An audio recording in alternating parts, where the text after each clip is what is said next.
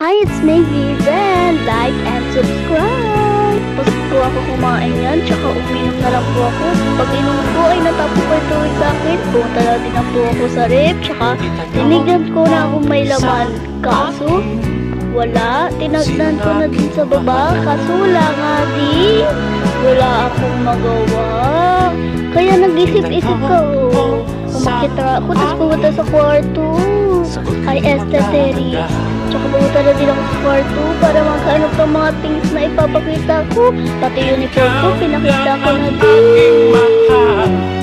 At tsaka yan, papakita ko na holding sword. Ayun na po yung at tsaka papakita ko mga hairband ko kasi wala nga ako magawa, diba? Uy, charot! Ano po ito? Hindi ko po yan alam.